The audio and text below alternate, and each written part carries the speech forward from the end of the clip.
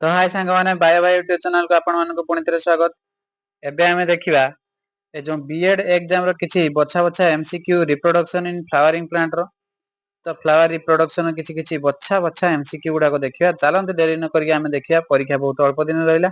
चलो फर्स्ट एक number question कोन देइछि। एक नंबर क्वेश्चन कहिछि what is the process by which plants produce offspring. कोन प्रोसेस रे प्लांट तार प्रोड्यूस ऑफस्प्रिंग प्रोड्यूस करे। ऑफस्प्रिंग माने कोन बा चाइल्ड जेटा कुआ जाय, यंग वन जेटा कुआ जाय, बुझी होछि। अच्छा कोन प्रोसेस रे ना रेस्पिरेशन हबो। रेस्पिरेशन प्रोसेस रे एनर्जी प्रोड्यूस हुए। तो टिके इंक टाको मते बड़ करिया पई टाइम दियो, मु टिके इंक टाको बड़ कर दिए।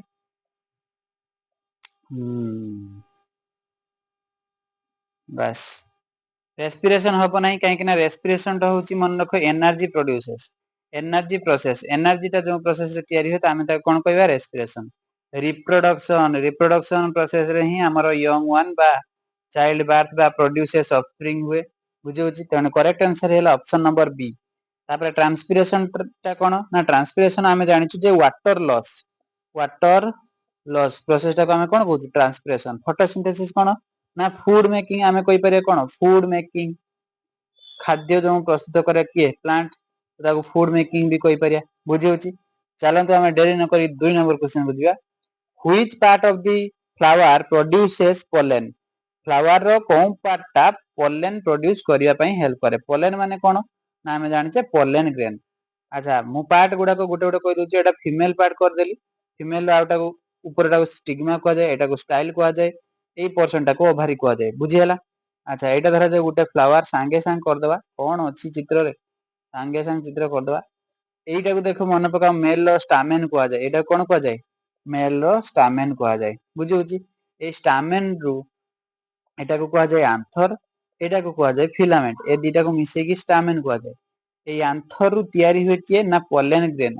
तो माने प्लस 2 रो भी ऑलरेडी पढ़थियो पोलन ग्रेन एई भलिया स्ट्रक्चर। तो पोलन फ्लावर रो कोन पार्ट रु तयारी हैला ना हमें करेक्ट आंसर करि परिया आंथर, बुझी हला। काहे कि ना आंथर रु मु तो माने को कहली कोन पोलन तयारी हबो। स्टिग्मा हबो नै, स्टिग्मा टा होची एई पार्ट टा फीमेल पार्ट हे गेला। स्टाइल भी हबोनी, ओभारी हबोनी। ओभारी टा कोन एई पार्ट टा हे गेला कोन ओभारी, बुझी होची। तेनो ए दिटा हबे नाही। पेटाल कोन ए फुलर जो पाखुडा गुडा को पेटे की पड़थान त कोन कहयो पेटाल। तेनो करेक्ट आंसर हैला ऑप्शन नंबर सी। चलो देरी न करी 3 नंबर क्वेश्चन बुझिया। The female reproductive part of a flower is। Flower रो फीमेल रिप्रोडक्टिव पार्ट टा को आमे कोन कहबा। मन रखो फीमेल रिप्रोडक्टिव पार्ट टा को आमे कोन कहबा। मन रखो एटा को कहबा स्टिग्मा, एटा को कहबा स्टाइल, एटा को कोन कहबा ओभारी। ये तीनीटा को मिसे की कहा जाय कार्पेल बा पिस्टिल कहा जाय। जदि कार्पेल तम ऑप्शन थिवो ठीक मारियो, नने नै पिस्टिल मारियो। देखिया पिस्टिल अछि कि कार्पेल अछि, पिस्टिल अछि ऑप्शन नंबर बी। तेन करेक्ट आंसर हैला पिस्टिल, बुझी हैला। स्टामेन कोन ना मेल पार्ट जो एबे टिके कहली आंथर गुटे फिलामेंट गुटे, ए दीटा को मिसे कोन कहबा स्टामेन। सेपाल कोन सेपाल टा भी टिके कहि देबा। एई जो धरा जो एटा मंदार फूल गछ, एईटा जो लास्ट को एमती ग्रीन कलर पार्ट टा देखा जाय नि कि एई गुडा को जो ग्रीन देखा जाय मने पकाओ। तो एईटा जो ग्रीन ग्रीन देखा जाय एटा को जाय सेपाल, बुझी हैला। पेटाल माने कोन त माने को कहिछि एगुडा को पाखुडा, एटा होछि पेटाल। एंड करेक्ट आंसर हैला option number B. 4 number question को चलो। 4 नंबर क्वेश्चन कहिछि पॉलिनेशन इज। पॉलिनेशन माने कोन ना मन रखो पॉलिनेशन माने होछि धरा जाऊ एटा गुटे फीमेल रो पार्ट कर देली स्टिग्मा स्टाइल ओभारी, मेल रो कर देनी सेही भलिया स्टामेन या पाखु कोन बाहरछि पोलन ग्रेन। तो पोलन ग्रेन टा ट्रांसफर एठु जाय कि या ऊपर पडिया प्रोसेस टा को हमें कोन कहबा पॉलिनेशन हैला। अच्छा ताने कोन लिखि पारि हमें ना ट्रांसफर ऑफ पोलन, बुझी हैला। ऑप्शन नंबर बी हे गेला करेक्ट आंसर। छोटा कासटे हे गेला देखो। फ्यूजन ऑफ गामेट, फ्यूजन ऑफ गामेट माने मेल गामेट आ गोटे फीमेल गामेट फ्यूजन हैला, याको हमें कोन कहबा फर्टिलाइजेशन कहबा, बुझी हैला। सीड फॉर्मेशन हबो नाही, फ्रूट राइपनिंग फल पाचिबा सेटा को कहवा जिवो नाही। नेक्स्ट 5 नंबर क्वेश्चन को चलो। 5 नंबर क्वेश्चन कोन कहिछि self pollination occurs when. Self pollination टा केतेले ऑकर हबो ना जेतेबेले गुटिए फ्लावर, एटा धरा जे गुटे फ्लावर स्ट्रक्चर कर देली ହେଇଗଲା फ्लावर स्ट्रक्चर। एटा मेल गामेट कर देली एमती स्टामेन कर दियाला। तो सेही फ्लावर जाईकी स्टिग्मा ऊपर पड़िबो जतरे ताको हमें कोन कहबा सेल्फ पॉलिनेशन कहबा बुझियला। अच्छा सेल्फ पॉलिनेशन को ताने देखि परिया सेम फ्लावर इज इन्वॉल्व ताने ऑप्शन नंबर बी हे गला correct answer. Different different plant हे गला माने कोन ना मन को क्रॉस पॉलिनेशन से तळे कह दियो बुझियला। विंड हेल्प नुहे एनिमल हेल्प भी नुहे। तापर नेक्स्ट आसो 6 नंबर क्वेश्चन को चलो। Cross pollination requires cross pollination टा कोन रिक्वायर करे आमे जानिचे cross pollination requires one flower गुटे फ्लावर केबे भी क्रॉस पॉलिनेशन हे परियो नाही। नो फ्लावर बिना फूल रो कोन पॉलिनेशन करियो ओनली पोलन नाही नाही। देन टू फ्लावर दीटा फ्लावर हैला पर जे के हम ताको से कोन हो क्रॉस पॉलिनेशन हे परियो।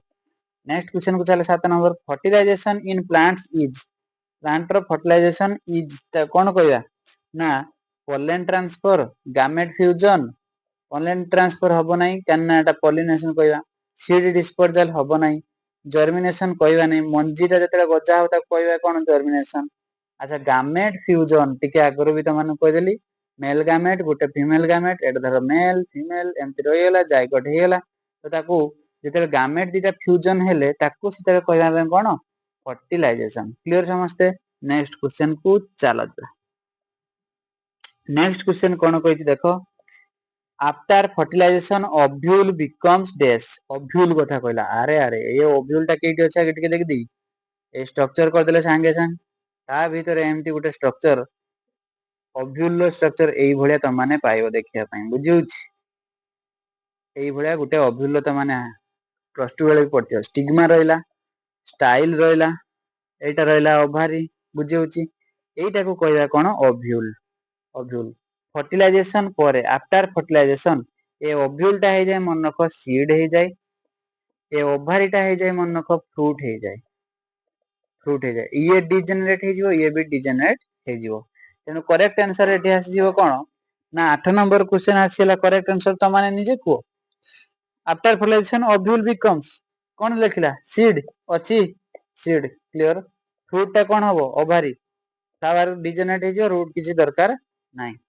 तापर नेक्स्ट 8 नंबर पर 9 नंबर क्वेश्चन को चलो ओभारी डेवलप्स इनटू ओभारी टा डेवलप फर्टिलाइजेशन पर कोन हो जाय फ्रूट आ किछि देखियार नाही सीड हबो नाही एठी हबो नाही एठी हबो नाही। 10 नंबर क्वेश्चन को पढि चला asexual reproduction in plants includes ए जो asexual reproduction टा in plants include का को नहीं pollination नाही हबो नाही fertilization नाही हबो नाही vegetative reproduction ए vegetative reproduction टा asexual reproduction गुटे पार्ट सीड फॉर्मेशन हबो नाही। नेक्स्ट 11 नंबर क्वेश्चन को चलो कोन कहछि एग्जांपल ऑफ वेजिटेटिव प्रोपागेशन या भीतर कोउटा गुटे वेजिटेटिव रिप्रोडक्शन न गुटे एग्जांपल। अच्छा मैंगो टा तो सीड ए सीड दउछि ता माने सीड द्वारा हबो कोन गछ तयारी हबो व्हीट टा ये भी सेही भले सीड राइस टा ये भी सेही भले धान रो से मंजी रु ही गछ हबो किंतु रोज रो स्टेम कोइ देला रोज रो स्टेम टा ता माने गोलाप फूल रो गछ को जदी हमें कलमी कर दवा तो सी गुटे हे गला कोन वेजिटेटिव प्रोपागेशन रो एग्जांपल तेनु करेक्ट आंसर हैला ऑप्शन नंबर ए बुझिउछि।